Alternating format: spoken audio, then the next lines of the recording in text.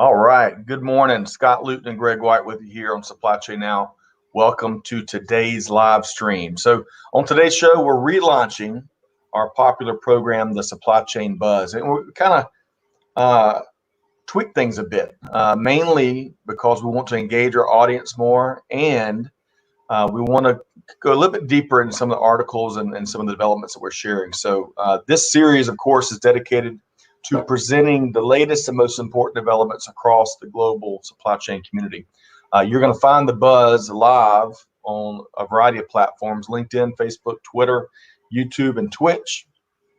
Every Monday morning at 9 a.m. Eastern Time, Greg White and I will spend about an hour going through and engaging you in your comments. So check us out every Monday at 9, and we're probably going to be publishing these as a podcast in a day or two after the live stream. So you're trying to make content as convenient for our audience as possible. So quick programming note: if you enjoyed today's live stream, check out our podcast wherever you get your podcast from. Today, we published an interesting discussion with Rodney Apple with the SCM Talent Group, stemming from a Modex conversation we had. You can check that out and subscribe wherever you get your podcast from. Okay, I want to welcome in, with no further ado, I want to welcome in my fearless and esteemed co-host here today, Greg White, serial supply chain tech entrepreneur and trusted advisor. Greg, how you doing? I'm doing great, Scott. Hey, quick note on Rodney Apple, supply chain focused talent person, and really, really knowledgeable about supply chain. So that was a really interesting talk. Yeah, it was a great conversation. The guy gets it so much more than so many people out there. He's been doing it for a long time. He's the Apex coach when it comes to talent and recruiting. So great conversation. And he's writing a new book that I'm sure is going to be well received by the market. So that's right. That's right. He would say we were being generous about writing it. Right. He was honestly still contemplating it a bit, but I know he's got something down on paper, and from what he gave us as far as an outline, it's going to be a really valuable absolutely publication. Yeah. I can't wait to get an autographed copy. So we should say, kidding aside, so last Easter Sunday and into the early morning hours were if beyond the challenging environment we're in for so many in the U.S. Southeast. We had a bad weather system come through, especially impacting Mississippi and Alabama and Georgia. And I think in Mississippi alone, 6 folks, I think, lost their lives before Sunday was even done with. Greg, I don't know about you, but our family was up into the wee hours. We weren't in the clear until about 3 or 4 a.m. So it's been a long day, but most importantly, from the whole Supply Chain Now team, our thoughts and prayers are with those in the Chattanooga area, all the impacted families. So, and you're on the other side. You're on the western side, right? Yes. What was it like in your neck of the woods? It was very windy. We got a lot of wind and heavy rain. We're right next to a feeder creek to a major lake here, Allatoona Creek, which feeds Lake Allatoona, and the rain was heavy for a good while. The wind was heavy. Being from Kansas, it's almost like I'm a human barometer. I never felt like we were near a tornado cell. I mean, and the radar didn't show anything that we were. In fact, it seems like the heaviest of the storms were up near the Dogs area, by Dalton, up north towards Chattanooga, and in fact, trailer park got hit in Chatsworth, just east of there. So 6 souls lost there, but again, our prayers with them. But it was very heavy, and it probably went on for an hour and a half, and then Vicky and I were awake, so we kind of watched it progress. We finally, I think, got back to sleep about the time we felt like it had passed you guys, north and east of Atlanta. So it was hairy there for a while. Absolutely tough. And all the damage reports are just, now that, it's daylight, we'll get a much better, more accurate understanding of just how extensive the damage was. So big kudos to all the weather teams in Atlanta. There are numerous that stayed up through the night, identifying each threat. We all need good information in this day and age, and really appreciate that. So With no further ado, a couple folks already joined in. We have Kyle. Kyle, good morning. Great to have you last week on a couple of live streams. Joe Chin, good morning. I hope you're doing well. Great to have you here. And it should be, before we dive into the developments we're going to tackle today, we should, Greg and I really want to invite our audience's comments and observations. We've got 6 stories teed up that we're going to walk through. Greg's going to lead off with a really interesting story related to the U.S. Postal Service here momentarily. But to our audience, we won't be taking as many questions because we'll never be able to work through the hour. But give us your comments, give us your observations on the stories we're talking about, or your quick, hot analysis. We'll take that too. But really appreciate, as always, you being a part of our live stream here at Supply Chain Now. So, Greg, for starters, let's talk about this date in history, April 13th, 2020. Yes. See if we can stump Greg the Swami. We should go back. You mentioned dogs. So to our audience, you may be familiar with Clay Phillips, who is a valuable member of our team here. He has earned that nickname very well. He is the quarterback extraordinaire of Supply Chain Now, along with Amanda over here, who's engaging members of the community across the social media channels during the live streams. But if you hear us refer to the dog, that is the quarterback. All right, so April 13th, 2020. Greg, on this date in 1960, the U.S. launched Transit 1B, which happened to be the world's first satellite navigation system, which essentially the predecessor to GPS. On this date in 1997, and all of us are missing our sports right now. And we've talked about that in a couple live streams. The Masters golf tournament that's held this time of year in Augusta has been pushed back to November. But on this date, in 1997, Tiger Woods becomes the youngest golfer ever to win the Masters golf tournament. When we look at how different countries are celebrating April 13th, what it is, here in the States is Thomas Jefferson's birthday. In Ecuador is Teacher's Day. And in Slovakia, April 13th is Unfairly Prosecuted Persons Day. Greg, I think you know a little more background than I do. Yeah, so I was a Soviet specialist. In college. My degree is in political science, not supply chain, surprising. And that was one of the many protest type moves that at the time Czechoslovakia, now the Czech Republic and Slovakia, made because of the persecution by predominantly Russian Soviets and others. But an interesting that you chose that one, because that's one of the few that I've studied somewhat. But also, hey, Tiger Woods winning his first Masters. I don't know if anyone else remembers that, but it was a big day. It was unbelievable. Just like last year. I mean, it was last year was almost as amazing as the first year. And to our listeners that may not follow golf, so 97, Tiger becomes the youngest ever to win it, and then last year in a heroic, triumphant return, he won the Masters again. And of course, there was just a few other wins between those two. Yeah, one or two. Such a great story, such a great memory that's positive for so many that follow the game of golf. So, with all that said, Greg, now we're going to dive into the buzz, and you're going to lead us off with the first story related to the USPS, right? Yeah. So we talk a lot about the various carriers on our shows frequently. Obviously, the United States Postal Service does a lot of the last mile delivery for not only for themselves but also for other carriers, and they have, because of coronavirus, seen some pretty substantial issues over the last several weeks. And in fact, last week, their volume dropped 30%. And they're expecting it to drop 50% through Q3 and 4.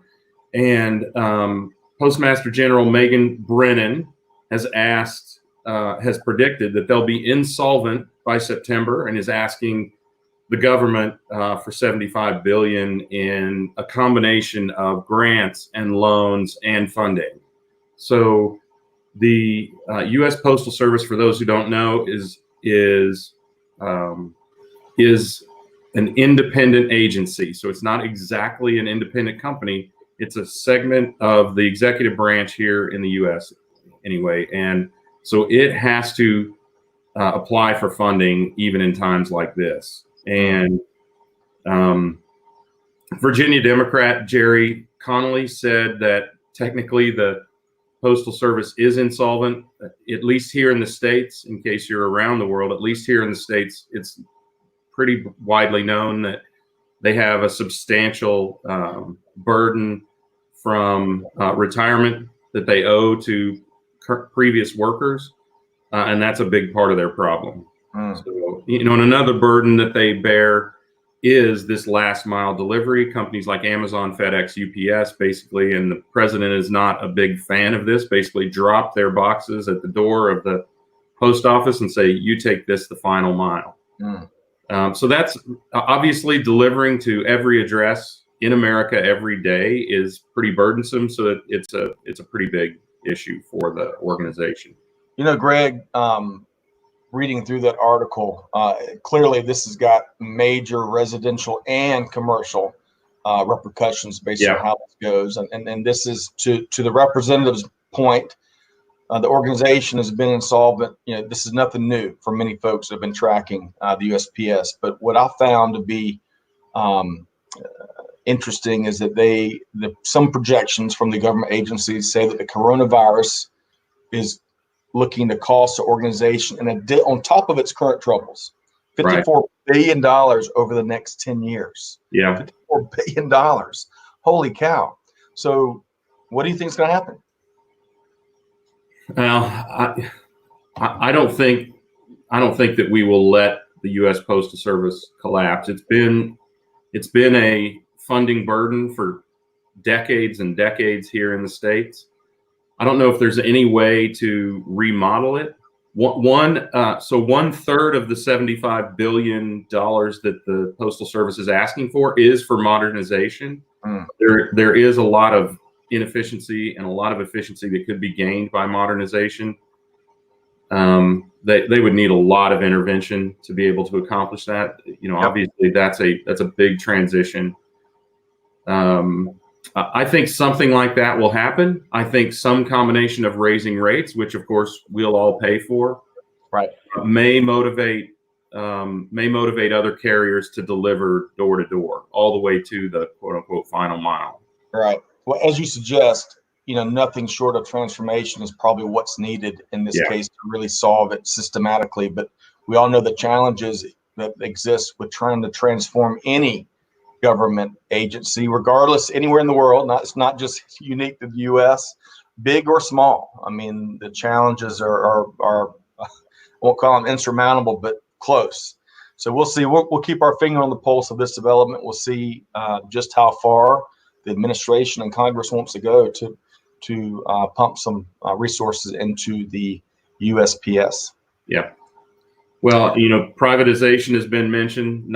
There's a lot of hue and cry on both sides of the aisle around that, and then some additional loans and some other options that could be considered as well. So there are lots of things that need to be talked about. Agreed. All right. So moving right along, we're going to move into our second story here on Supply Chain Buzz. Many of you that are watching this live stream, and certainly many of you that are in supply chain saw this news like we did. It came out last week. So in a report from one of our favorite resources, Emma Cosgrove over at Supply Chain Dive, a move was announced last week that Amazon has chosen to temporarily pause its logistics service known as Amazon Shipping. So this is a segment of the sprawling e-commerce giant that delivers non-Amazon products. And really, this is where it really directly competes with companies such as UPS and FedEx. The service was only available in major markets in North America, and it looks like the freeze will take place in early June. So some of the commitments they've already made, and they'll see those things through over the next couple of months. Amazon has stated that the move is not related to COVID-19's impact on the organization and operations. Here's one other interesting tidbit that I found in this Supply Chain Dive article. Matthew White with iDrive Logistics was quoted as saying, Greg, I want you to weigh in on Sure. this take here. Quote, in our view, Amazon has never had the intention of truly competing for volumes outside of its network. The beauty of Amazon logistics is the capacity flexibility it provides for the Prime channel, which is subject to substantial peak seasons where delivery performance is critical to overall brand, end quote. The same analyst, White, or strategist, I think is his official title, White also stated that Amazon shipping was essentially a hedge bet against volume weakness in slower periods. Greg, how does that strike you? No relation. First of all, let's start with that. And secondly, I don't think that's a strong analysis at all. I mean, it may be that for now they expect it to be a hedge bet, and they may fall into a bigger business. But I've been fairly involved with in the recent past with Amazon's expansion, and they were clearly intentionally building excess capacity over what they were doing in Prime, and I would argue in some cases by orders of magnitude over the volume that they saw and even expected to see.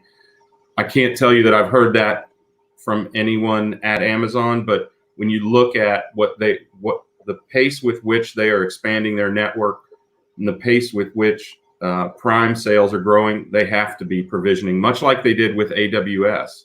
Right? Amazon Web Services was originally simply a bunch of servers to enable their e-commerce marketplace much more effectively.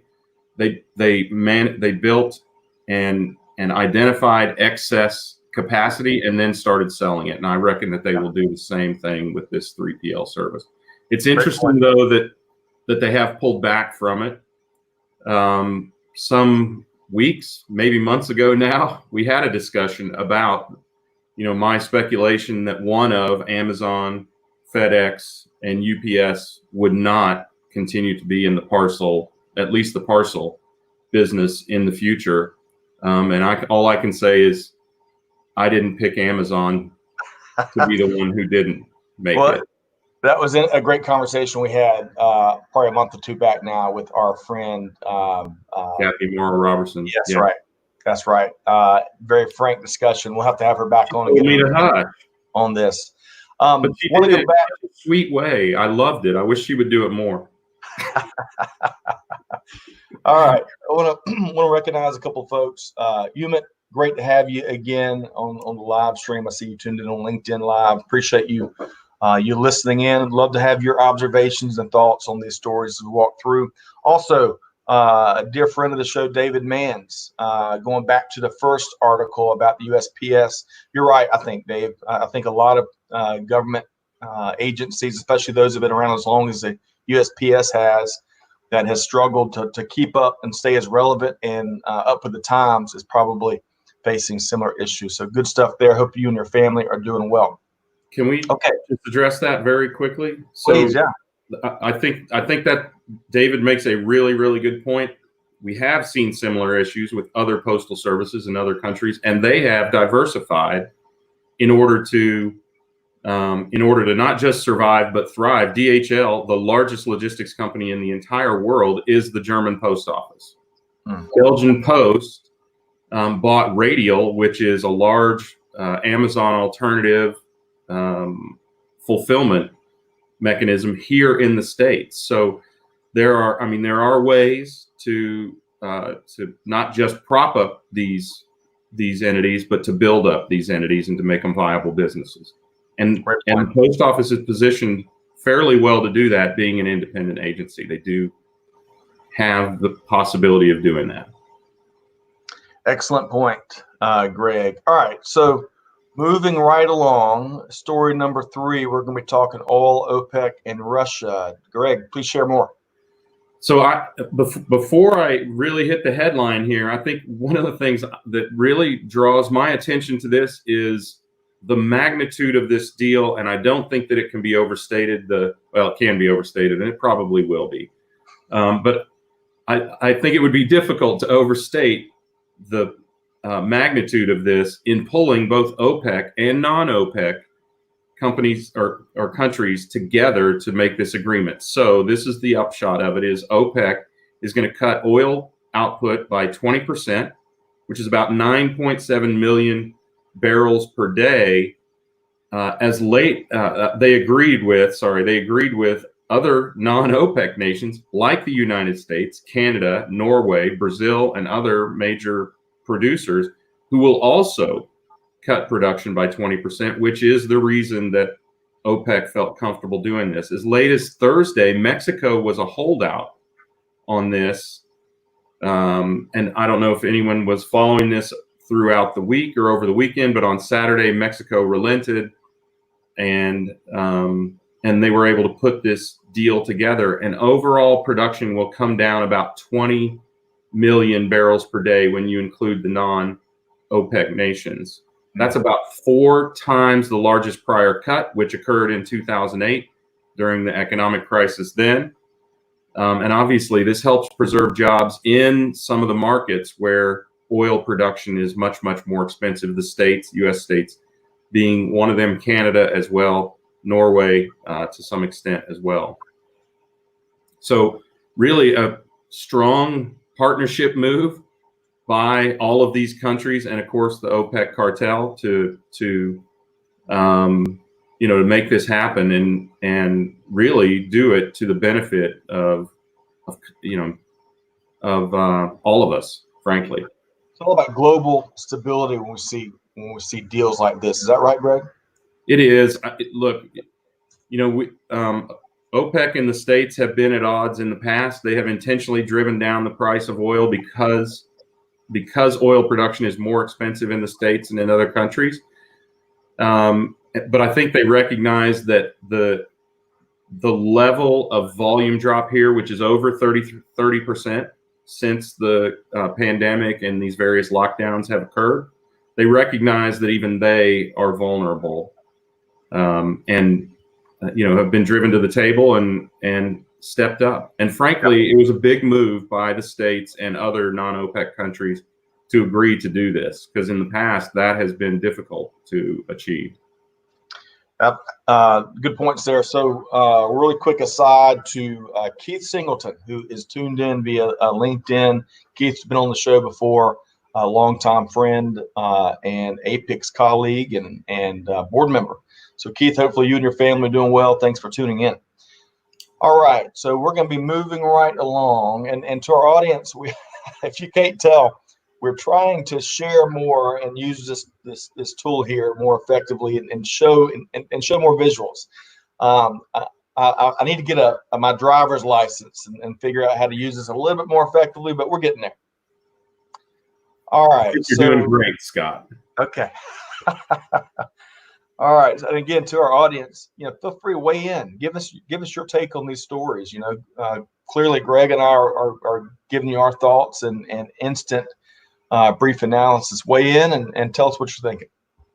All right, so in our fourth story here, we're going to be talking about the supply chain workforce, end-to-end supply chain workforce. So major meat processors shutting down plants as employees are getting sick with COVID-19. So this is a CNN report via CBS Philly Channel 3, and it's all about the industry workforce that we're trying to protect. We've been pounding the desk on this point for weeks now. It is so vital.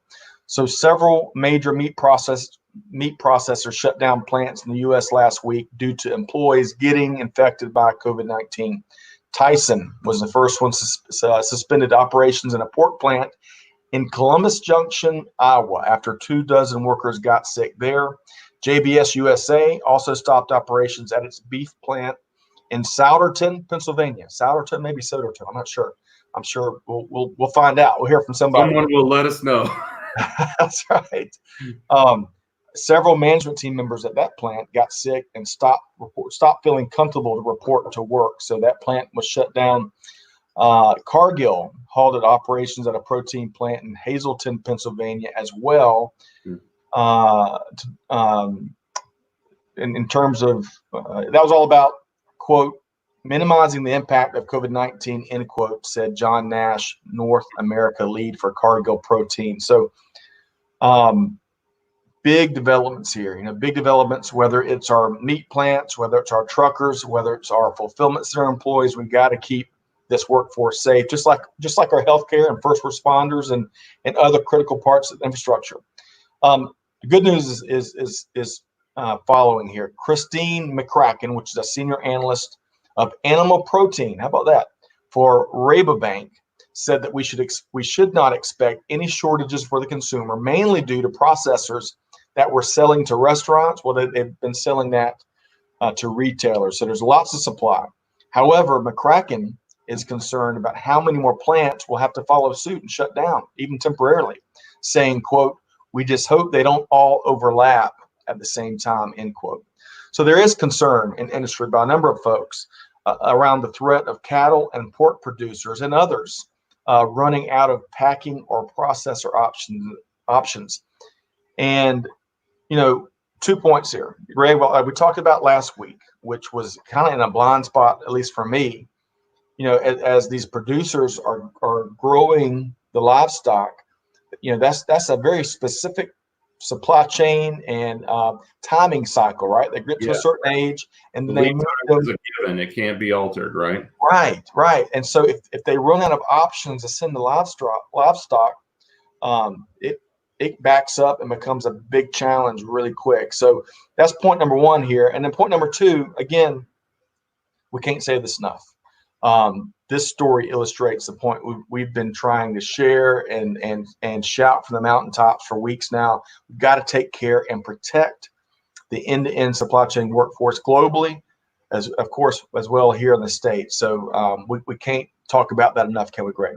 Well, I mean, if there's any blind spot any of us had, I think some weeks ago I said, you and I have been interviewed by a number of people, USA Today, CNN, and many, many others. And I think what we have consistently said is the supply chain will not break. I think if there's anything we didn't consider strongly enough, it's the possibility that people are not comfortable coming to work. And Daniel Stanton started mentioning that last week in some of the discussions that he's had, and we've seen some of that. So that's probably the weakest link. And yes, anyone, whoever you are in the supply chain, be you a retailer, a distributor, meat packer, parts, raw materials producer, you've got to protect your workers in order to keep those processes going. We've talked a lot about automation over the last several weeks as well, but there are certain things that cannot be automated. Yep. So at least not right now. So there are these people are on the front lines. First of all, it's just the right thing to do. They're not less exposed than healthcare workers. If you've gone to a grocery store, a Costco, whatever, in the last few weeks, you've seen it, right? That's right. And on that note, beyond, I think, and we start to see good news is start to see some of this sentiment kind of spill out across social media about how we need to love on our retail employees. We got to love on those cashiers, the stockers, those folks that, to your point, they're getting exposed, but they know, and certainly their organizations know, the value of keeping these shelves as full as possible because of how that plays into our psyche, not just here in the States, but globally, right?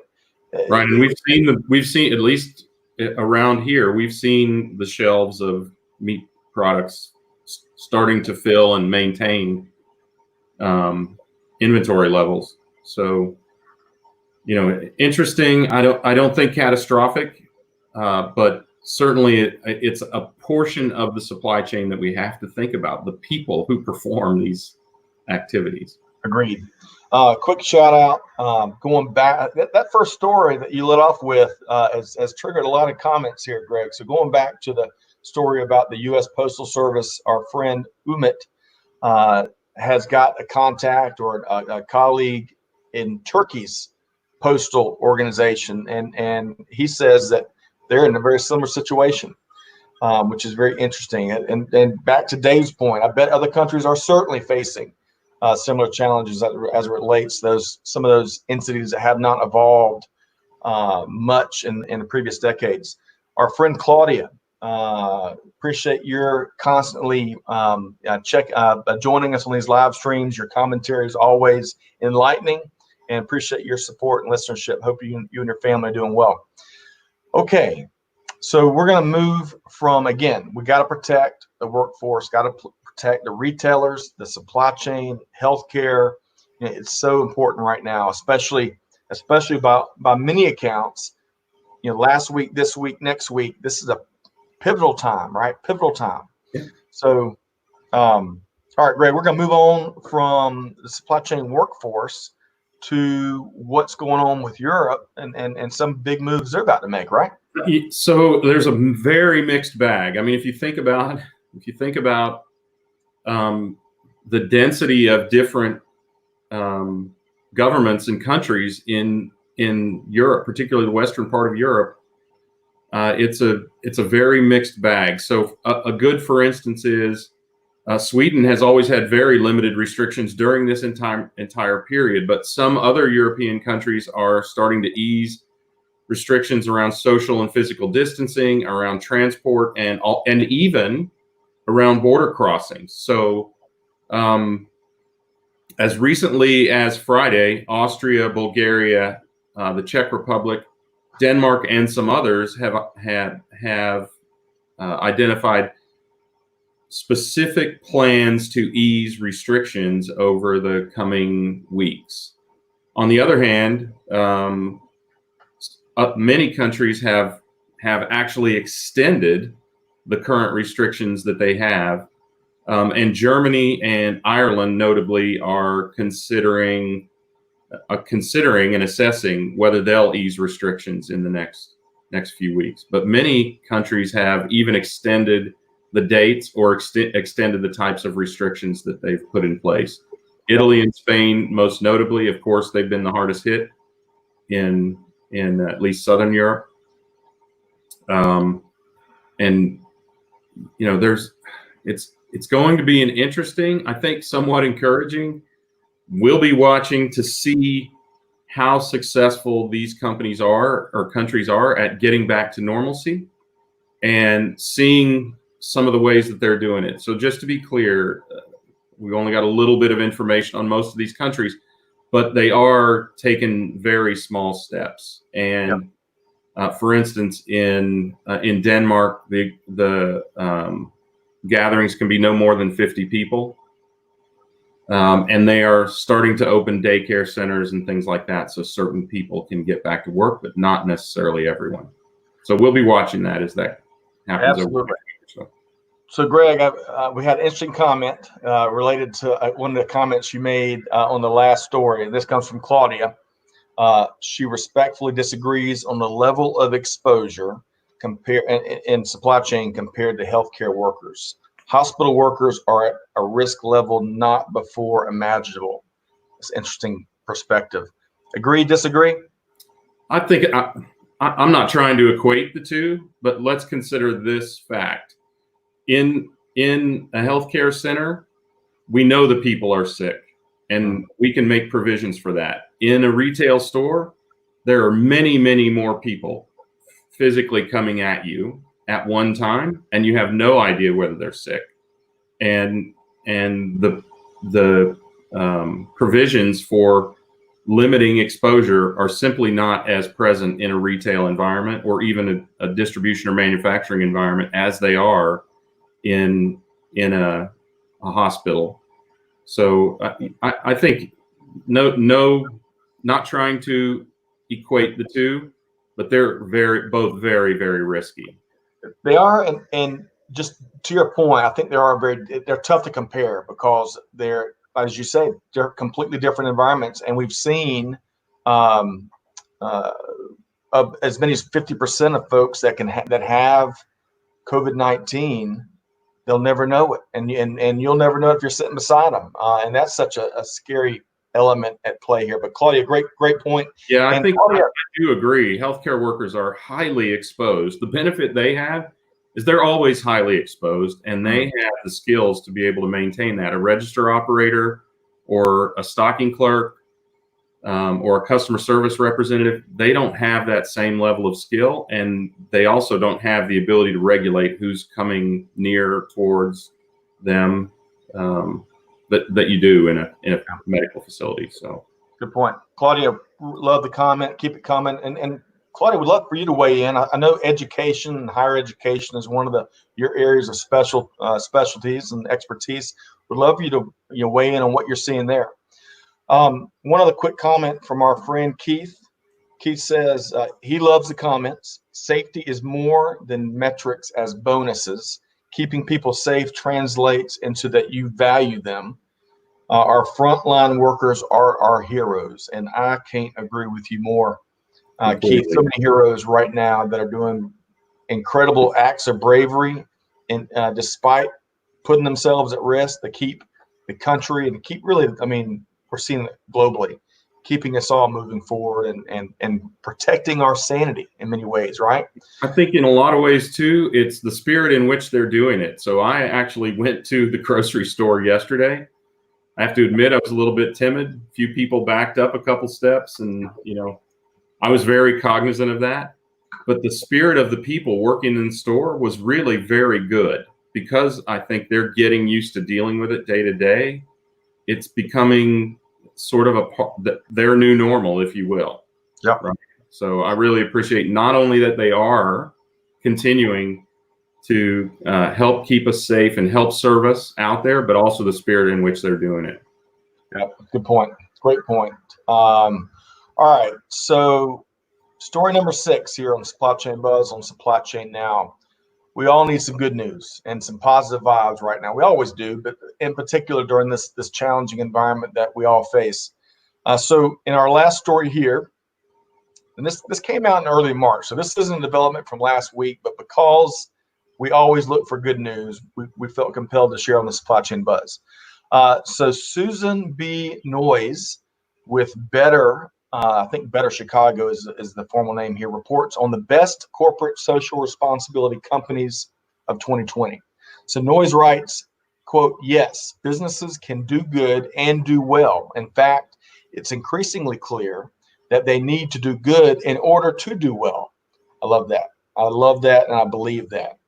A big part of this article's rankings, some of the companies we'll walk through here in a minute, were ratings by CSR Hub, as well as other notable rankings and recognition. And I believe CSR Hub has ranked 19,000 companies on their CSR programs, initiatives, and what have you.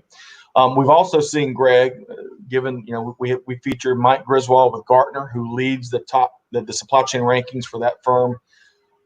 That's released every year.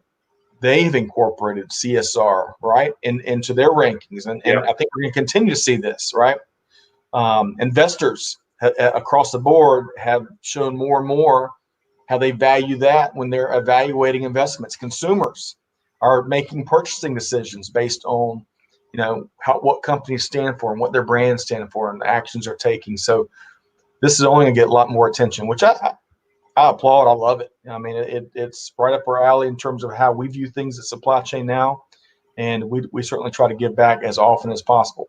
Okay, so Greg, we're going to walk through just a couple of the 20 companies they named. Google made the list, fueled by its practices of developing and providing free tools for others to better their lives. Being the largest corporate purchaser of renewable energy, it founded Women at Google and other programs to ensure diversity and inclusion. We love all of that.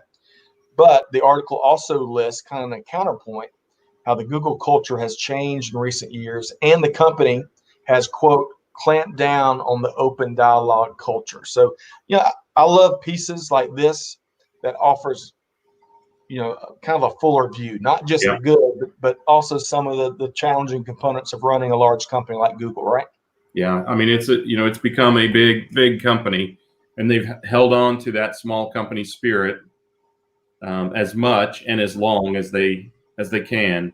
Yep. The key is that awareness and that drive to maintain that spirit. There's a difference between culture and core values. You can adhere to your core values while continuing to change your culture for the appropriate environment. Yep. Excellent point. All right. So the next company I want to highlight, because my son, Ben, would not talk to me if I didn't. Everyone loves Legos, right? and Lego made the list. So in recent years, this is some of the reasons why Lego has donated over 500,000 of its toy bricks to children around the world, so that their mothers and fathers can step on them in their dens. Undoubtedly, right? The company has made a $100 million grant to Sesame Workshop, which I understand helps children impacted by conflicts around the world. And from a supply chain manufacturing standpoint, it's ramped up its own sustainability initiatives at its factories, using a lot more renewable energy resources and introducing a plant-based alternative to polyurethane in its toys. So good work there from the folks over at Legos, which has really seen a resurgence in the last 10 years, Greg, from where we sit, huh? One of the greatest movies of all time, if you ask me, the Lego movie. I'm not kidding. I mean, look, Danish people are fascinated. I don't know if you've ever been to Denmark, or my family moved to South America from Denmark in the 1830s. So I'm very familiar with the culture. Danish people are fascinated with building things, furniture, and also with miniatures. And that was one of the impetus for Legos. And, I think, again, as they start to open up their society, it'll be interesting to see. This, merely because they invented Lego is a good enough reason to follow Danes. Absolutely. Absolutely. All right. So, and Keith agrees with us. He says, go Lego. I love that. All right. So we wanted to mention one other company on this list of top 20, and there's so many other companies doing good work, but I found this to be a really good, succinct Reader's Digest version of 20 companies that were taking CSR really serious, and not about lip service leadership. It's about action, deeds, not words, as we like to say. So one last company we want to highlight on the list is, of course, Cisco Systems. So we're big fans of Cisco. You may have heard Cisco's Jack Allen on the show a couple of times. He's been with the company over 30 years. He's seen a lot of their initiatives. So the company announced a goal not too long ago to positively impact 1 billion with a B lives through social impact and signature grants by 2025. Wow. And by all accounts are making progress, from eradicating poverty in some portions of the world to helping global farmers. And one of the ways they're doing that is companies maintained an 80% employee community service record. So, to drive these big initiatives, you've got to have elbow grease, right? You've got to have leadership bandwidth, and clearly the majority of their team members are getting behind these do good initiatives.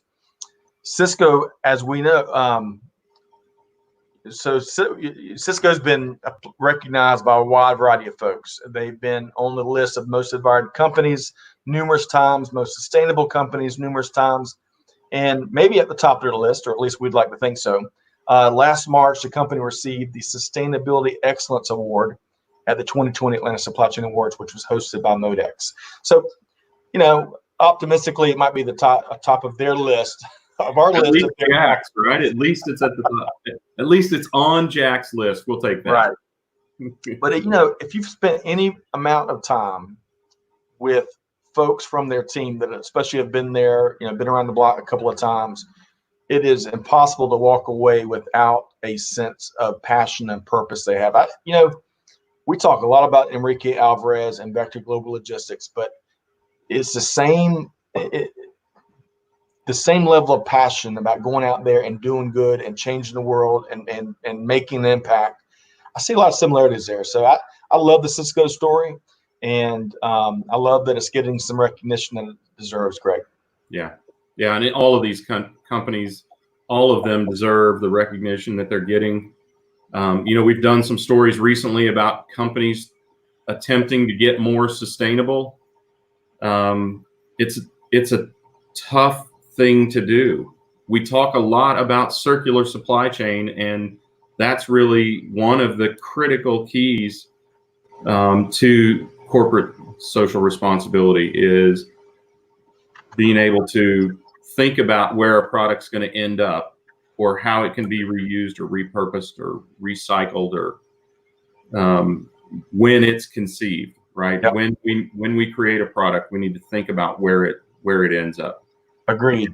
Absolutely. supply chain, and that's a critical aspect of social responsibility, in addition to obviously treating your people right and Right. customers and partners right. Yeah, we got to move this circularity thinking upstream so that it's baked into the overall strategy, and it becomes not nearly about making reactive decisions, right? About products based on what can you do at the end of their life cycle. We got to move all of that thinking upstream so that we're just more effective, right?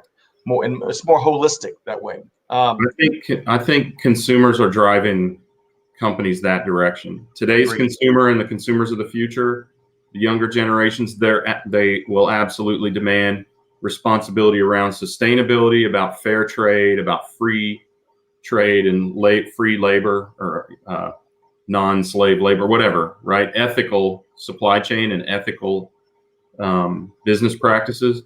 That's going to become the forefront of so many companies' brands that people are making those decisions who they'll do business with based on how they do business. Agreed. And to that point, I believe I saw an Accenture bit of research over the weekend. It might be a year or so old, but 42% of consumers will stop doing business with a brand if they don't like a certain stance they take on an issue. So that's no one wants to be in that position. So to your point, you're absolutely right. Claudia mentions that CSR has moved well beyond charitable actions. Completely agree. It's not a one issue. It runs a gamut of so many different initiatives that companies get involved in. And congratulations on EAL Green's achievement there and recognition from the Diversity Council, Claudia. This, Greg, from Pierre. Quote, kudos to the companies on the CSR list, knowing there will be significant changes to the way we do business going forward. How do we maintain the momentum of social responsibility? That's a great question. But I think one of the ways is it's not going away in the minds of consumers. And typically, if consumers care about it, supply chain leaders and global supply chains are going to care about it, right? It's our responsibility as consumers to vote with our dollars and hold companies responsible for how they do business, and they will respond to a mass movement by voters. Shiva agrees with you, Greg. Going back to, I think, your previous point. Well, the point you're kind of reiterating there in many ways. So Shiva, thanks for tuning in on YouTube. Hope you're doing well. And also Claudia mentions the key to advancing circularity lies with the consumer. I agree with Mr. White. We do too. So we're 1 for 2, Claudia. All right, so that is 6 stories. You know, the 2.0 version of the Buzz, we tried to accomplish 6 stories in 15 minutes or less, and it ended up not being as interactive as we wanted it. Even though it was well received, got a lot of good feedback around it. We wanted to incorporate exactly what Claudia and Pierre and Shiva and Keith and Umit, you know, we want to hear from the audience and get their takes and some observations on these stories. So we appreciate you, our audience, playing along in this first live stream of the Supply Chain Buzz. Well, and we're going to give you our opinions, and we don't claim to be right. What we want to try to do is present the stories as objectively as possible, and then give you our takes on them. So we're going to draw a very fine line between how we report it and how we analyze it. Great point. Yep. Agreed. Open hands here. So, Greg, you know, we're about reaching the end of our time here on the Supply Chain Buzz. Any words of wisdom on this Monday morning to share with our listeners and the markets? Usually I need a little bit more time during the week for wisdom. Look, I think we all have come out of this weekend you know, with an interesting, changing, clearer picture. I see motivation in the States, much as we see action in Europe towards how do we get back to work and appropriately distance, maintain safety. It's not practical, I think, and I think people are starting to feel the very real hit, not just emotional, as it's been for the last several weeks, but the physical and fiscal hit of not being able to interact and not being able to get back to work, if that's what you want to say. And I think we'll see some strong creativity to allow us to protect people and their health and safety, and yet start to get the wheels of commerce rolling again. Yeah. So it's going to be interesting to watch. I hope we do it wisely, and I hope we do it carefully. But the truth is, the earth can't stop, and we can't all sit at home in our houses. I'm hearing commerce happening just outside my window as the neighborhood is getting their yard groomed.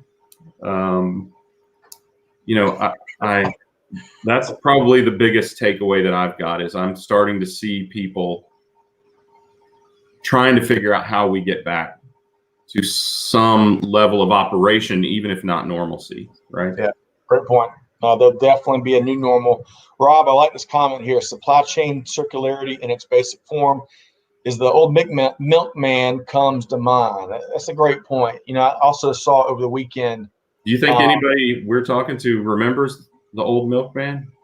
Yeah, I don't know. Other than us and Rob, maybe.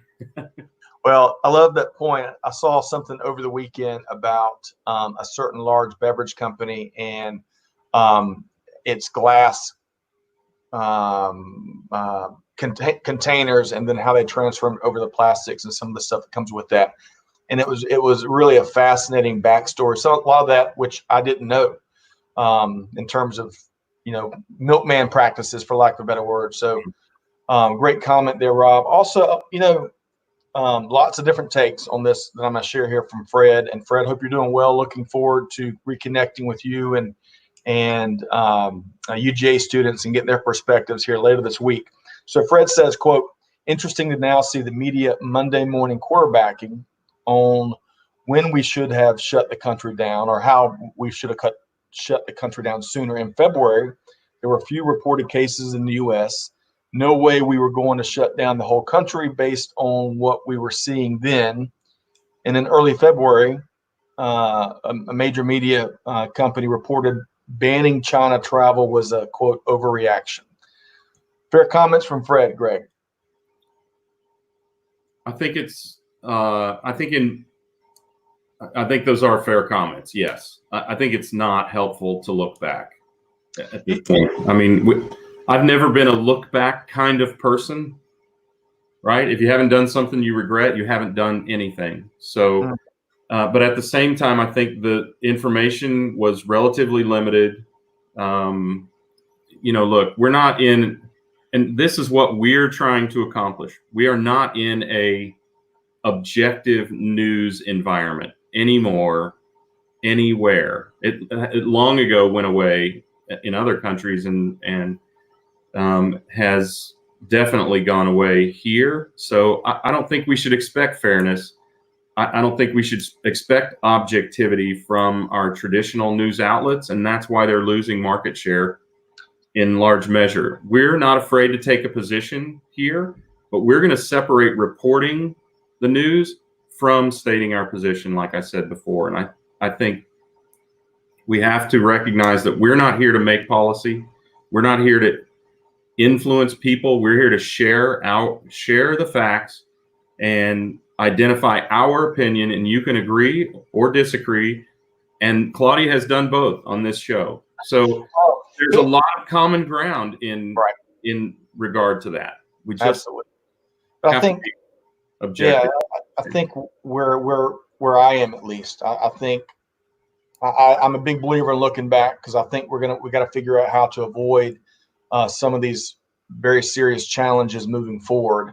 But I think what's inarguable, and we've talked about this on podcasts, live streams, you name it, here in recent weeks, is we don't have the whole story yet. We've got some data, and we've got some early lessons learned, as we've heard from a wide variety of people. But there's still a lot that we've got to get to the bottom of certainly before we start having a lot of the policy decisions that folks have approached you about. I know they've approached me about panels and town halls and all that stuff. Right. I love the sentiment, and you've got to have those tough conversations to find some common ground to make change and make good change. But we still got to get to the bottom of the whole story, and we won't get there until we get over this hump, That's right, right. over the apex, so that we can kind of take the tensions down and spend more time gathering data, so we can really have those informed conversations that will drive change across global supply chain. So that's where my head is. I love the passion coming from our audience and the tough commentary, the frank commentary. We need that. We need more of that in business. One final comment here before we wrap up. Claudia states that restarting the economy raises all sorts of human rights concerns. I hope we discuss this topic in future shows. That's a great food for thought, and we might just do that. Hey, can I just clarify one thing? It's not that I don't look back. It's just that in times like this, while we're still in the thick of it, as you described, it's not the right time for that. The right time is when we have the value of perspective after we've been through the crisis. But it does nothing to advance our performance today to say we should have done this 6 months ago or 32 days before we did it or whatever. I don't know what the statement is, but I understood. I figured that's where you're coming from. Yeah, I just want to make sure, in case anybody out there doesn't understand, I just want to make sure I'm clear on that point. I love that. Pierre says he agrees with Claudia. CSR begins at home with people within our organizations. This is not a temporary approach. Good point there, Pierre. Okay. As much as we hate to do it, we got to leave it there on this edition of the Supply Chain Buzz. Love the comments, love the observations. Again, the frankness and the boldness of stating what it is. What it is what it is. We love that here. So, Greg, we want to definitely encourage folks to check out a wide variety of resources at supplychainnow.radio.com. We've got a webinar tomorrow with our friends at EFT by Reuters Events, right? Yeah, we do, with Nick and Jamie Harding, right? That's right. And that's going to be an interesting discussion about supply chain visibility, which I don't know if you could find a better time to talk about that than now, right? Absolutely, because if that's not at the top of your supply chain leadership priorities, it darn near should be, right? There's still a phrase we've used here a couple of times. I mean, visibility, common threads through a lot of the conversations we've had is that lack of visibility has prevented certain decisions being made at certain times. And it'll be just the latest conversation on global supply chain visibility. All right. And you can find that on the webinars tab at supplychainnow.radio.com. So we'll hope you will join us for that webinar, and be sure to join us next Monday and every Monday, 9 a.m. Eastern time, as Greg and I dive into some of what we think are the most relevant and important developments to be tracking in global supply chain, and welcoming your comments. Loved all the comments, interaction here today. Yeah, thanks for sharing. Look, we'll agree, we'll disagree, we'll always be respectful here. So in that regard, consider it a safe space. Absolutely. We want people to be able to share, in a professional format here, and look, tell folks about it. We want to get your input, what you'd like to see us do. Share with folks, and let's get more people involved in this.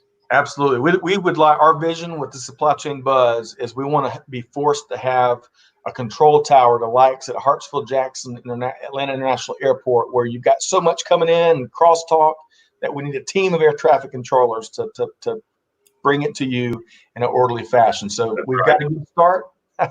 Can you see that vision? Can you see that? All I'm thinking is, man, Clay, the dog, is going to be busy.